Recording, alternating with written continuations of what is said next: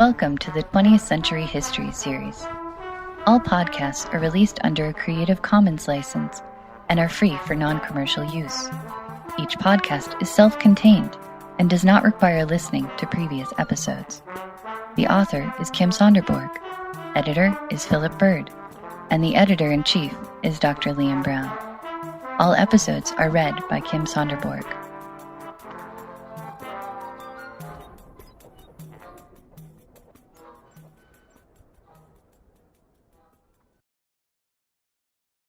The End of Wars. Historical Interpretations. When historians describe and analyze how wars began, all sorts of historiographical interpretations tend to come about, each more profound than the next.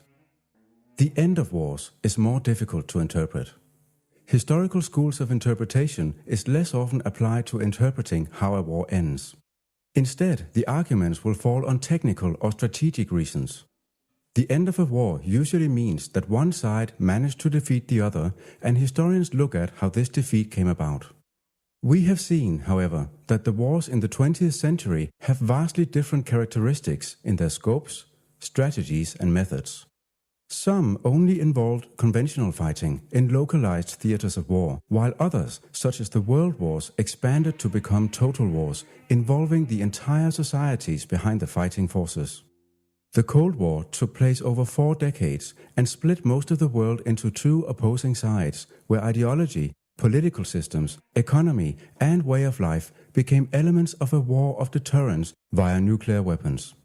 Each type of war ended in a different way, not just based on strategic developments, but on the nature of this particular war. A conventional, limited war, in which the regular society is not directly involved, may lead to a limited surrender, leaving much of the after-war society intact. But total war, such as the last half of World War II for Germany and the Cold War arms race for the Soviet Union, may end in the total collapse of the defeated society. And guerrilla war, such as the Vietnam War, may result in a destroyed country but an undefeated people. These perspectives are not at the center of this investigation, but they are worth keeping in mind now that we begin our interpretation. In this episode, we will attempt to interpret the end of 3 wars, which are all characteristic in their own ways. The end of wars tend to focus more on a few specific factors, military, strategic, economic, etc., for each war. Although it is only rarely done, we will attempt to apply some of the historical schools of interpretation to the endings of these wars. First, we will look at World War II, where the 2 main arguments for the coming of the end prevail. That the Third Reich had overstretched its capacities with fighting too many fronts too far from home, making supply and support for the troops too difficult, or that Adolf Hitler, as supreme commander, made increasingly erratic decisions, bringing about the end of the war. These arguments can be considered structuralist and intentionalist interpretations. In the Vietnam War of 1955 to 1975, one could argue that the length and costs of the war for the USA in particular, both economic and political, led to President Truman pulling out American soldiers from 1969. This would be a structuralist interpretation. But another argument could be that the rising opposition to the war among American citizens, especially the young, fueled by the hippie movement and various social groups seeking influence, could be interpreted through the Hegelian school of interpretation. Finally, the end of the Cold War will be considered the result of economic factors or nationalist movements with a consideration of the so-called Reagan Victory School of interpretation, that is. In order to interpret how World War II ended, we will attempt to apply a structuralist versus intentionalist frame of interpretation. This is because the structuralist-intentionalist debate originated when historians tried to identify blame for the Holocaust. In 1981, British historian Timothy Mason argued that an intentionalist interpretation, that Hitler intentionally, vocally, and forcefully promoted the extermination of the Jewish race, could be counter-argued by a structuralist interpretation. Through the structuralist interpretation, the entire Nazi society was responsible for the Holocaust, with officials on all levels of the state structure, each performing minor tasks in the total process of extermination. We will therefore use the same schools of interpretation in analyzing the end of World War II. The structuralists would consider political and military structures as the main causes of the end of the war. By 1943, Nazi Germany had simply taken on too much. They were fighting on too many fronts, too far away from Germany itself. Germany was fighting deep inside Russia, on the north coast of the Mediterranean Sea, and in North Africa. The supply line into Russia alone was 1,000 miles or more. When the Allied forces landed on the western coast of France, Germany found itself fighting the same kind of two-front war which it had fought in World War I, only this time trying to defend a territory many times greater. The same could be said for the Japanese Empire in Southeast Asia, which spread out far too wide for the Japanese to be able to properly defend and control all its fronts from Allied counterattacks. An intentionalist argument would focus on the actions of an individual, here the leader of the German forces, and his abilities to force through his intentions. It is a known fact that whenever Hitler wanted to attack and invade a new country, the German military command tried to oppose it out of practical and tactical reasons. When Hitler invaded Russia in the summer of 1941, his command staff was against it. Hitler dismissed them and appointed the most radical military commander he had, himself. After initial success in Russia, winter set in. It was clear that the German soldiers were not equipped for this. They wore summer uniforms, and the minus 50 degrees Celsius frost froze the oil in the German tanks. Many high-ranking officers seriously doubted Hitler's abilities to win the war, and in 1943 there were at least 6 attempts to assassinate Hitler. Generals Albrecht and von Treckhoff organized the planting of a bomb in Hitler's plane, and Colonel Freiherr von Gersdorf attempted a suicide mission trying to blow up Hitler during the 1943 Heroes Memorial Day. The most well-known attempt, publicized in the 2008 movie Valkyrie, was Colonel Stauffenberg's failed attempt to set off a bomb in Hitler's headquarters in the Wolf's Lair. The many assassination attempts could support an intentionalist interpretation, stating that it was Hitler's intentional radicalism and refusal to listen to his officers which led Germany to fight wars too large to win and thus resulted in the eventual defeat of Germany. As we can see, a structuralist interpretation would argue that the political and military structures were overstretched, leading to the collapse of the German army, while an intentionalist interpretation would consider Hitler's fanatical radicalism and refusal to listen to advice as the main cause of the defeat of Germany. Granted, these interpretations are a little crude, and many more factors would have to be incorporated into a final analysis, but at least this could be a start. The Vietnam War was a war of a very different kind. It was much longer, lasting from 1955 to 1975, and in some ways it was more complex than World War II. The USA and its allies were fighting a war against communist expansion in Southeast Asia, while the Vietnamese were fighting both a civil war, North against South, and a war of liberation from what some believed was a Western attempt of establishing imperial dominance over the country. Interpreting why the Vietnam War came to an end could thus be attempted through the use of the structuralist intentionalist as well as the Hegelian school of interpretation. Over the years, various American presidents attempted a range of structuralist, political and military, policies in order to defeat the North Vietnamese communists. Kennedy established strategic hamlets, safe villages for South Vietnamese peasants, and Lyndon B. Johnson instigated the bombing campaign known as Rolling Thunder, bombing North Vietnam, while also sending hundreds of thousands of US Marines on search and destroy patrols in the Vietnamese jungle. But the vast political and military establishment of the USA and its allies were not able to defeat the guerrilla forces in the Vietnamese jungles. From a structuralist viewpoint, the USA and its allies had to give up the war because the political and military strategies were unsuitable for Vietnam. It was, however, difficult, as a large segment of the political and military structure saw continuing the war in Vietnam as a basis for maintaining their own influence and status within the American state structure and economy. At the same time, a change in public opinion among American citizens about the USA's role in Vietnam opened up for protests and criticism of the American society as a whole. This could be interpreted through the Hegelian school of interpretation. Hegel was a German philosopher who 200 years earlier, in the early 1800s, argued that the main driving forces of change were discordance in how a state was organized and run, its constitution and policies, and how the citizens thought about it, their rational spirit. Hegel argued that when the citizens no longer felt that the state was in line with their spirit, intellectual and people's movements would attempt to make radical changes.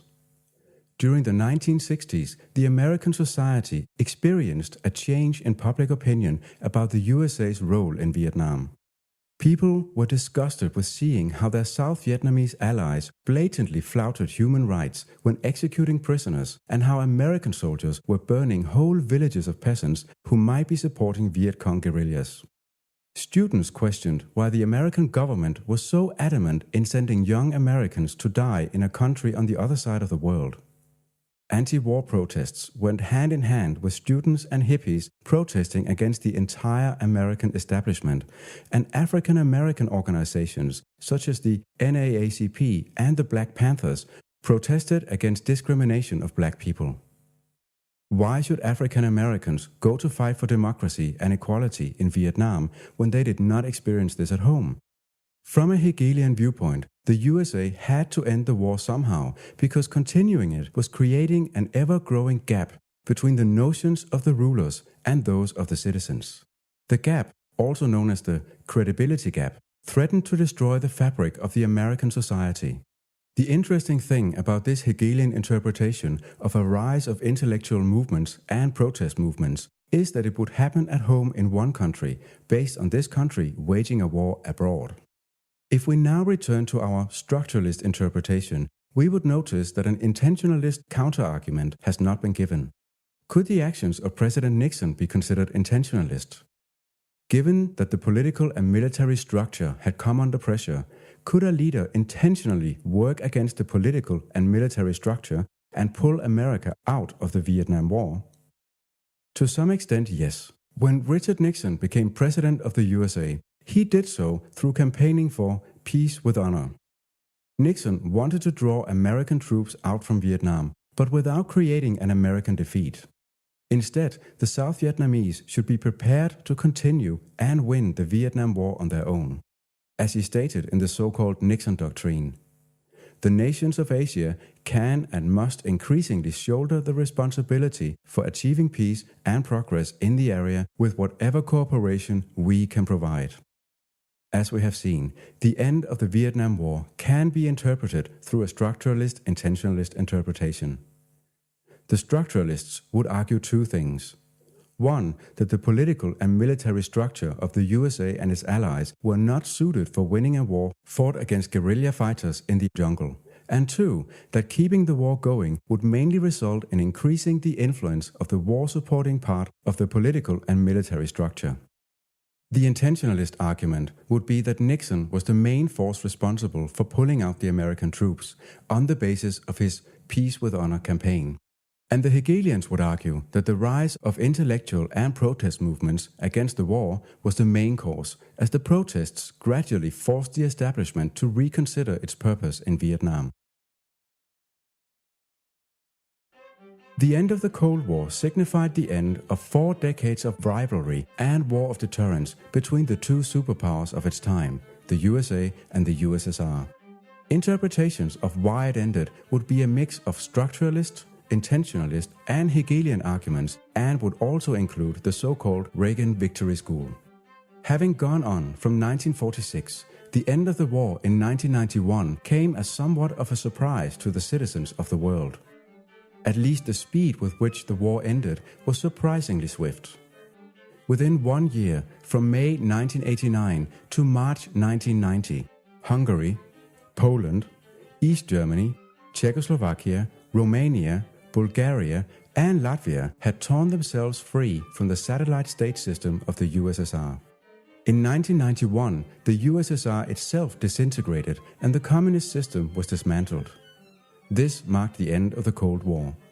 The swiftness of it all leads to a structuralist interpretation, with the Soviet state structure having become too cumbersome to control its citizens, while intentionalists would focus on Premier Mikhail Gorbachev's attempts at gradual reform through perestroika, restructuring, and glasnost, openness.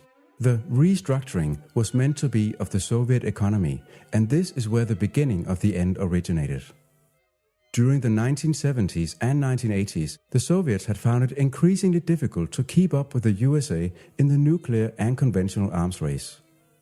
Research was simply not efficient enough, and the USSR fell behind in the parity of weapons used to deliver the nuclear warheads. Despite negotiations for reductions of nuclear weapons during the 1970s, the arms race waged on. But Gorbachev's policies were unfruitful. Structuralists would argue that the political and military structure of the USSR had become too large and powerful to accept changes and reforms. At the same time, the citizens of the Soviet Empire experienced a deterioration of living standards. Intentionalists would argue that Gorbachev, although he as an individual intended to reform the system, did not do so sufficiently to keep it alive. A Hegelian interpretation of the disintegration of the Soviet Empire would focus on the people in the various satellite states. Several countries experienced a resurgence in nationalist movements. The lessening of Soviet control over the internal affairs of the satellite states through Gorbachev's glasnost was part of the cause. The Polish Solidarity movement was an example of this. Hegelian interpretations would focus on how ordinary citizens in 1989 began defying Soviet control, and how, when Gorbachev refused to crush uprisings with the Red Army, the People's Movement succeeded. One last example of a historical interpretation of the end of the Cold War would be the so-called Reagan Victory School. The argument here would be that US President Reagan, in the beginning of the 1980s, at the same time instigated a larger military buildup, while pushing the USSR more towards arms limitations negotiations.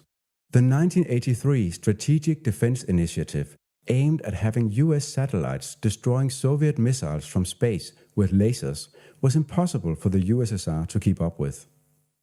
Gorbachev would have to give up the arms race if he was to instigate his own reforms. Followers of this school of interpretation thus credits President Reagan with pushing the USSR over the limit, so to speak. As we have seen, the end of the Cold War is very complex and requires several schools of interpretation in order to gain a full view of how and why it came about. The structuralists would point towards the cumbersome political and military structure of the Soviet system. The intentionalists would point towards the actions of Premier Mikhail Gorbachev. And Hegelians would emphasize the rise of nationalist movements within the satellite states. Finally, the Reagan Victory School would praise Reagan's combination of diplomacy and arms buildup as the move which finally pushed the Soviet Empire over the edge. In this war, more than most others, several interpretations are intermingled, which would be a natural consequence of a war ranging over 4 decades and involving all aspects of human society and way of life. In conclusion, we have come to understand that interpreting the end of wars can be difficult, but also interesting. The historical schools of interpretation can, with a little flexibility, be applied also to understanding the end of wars. With regards to World War II, structuralists and intentionalists would discuss the overstretching of the Axis powers versus the abilities of their leaders.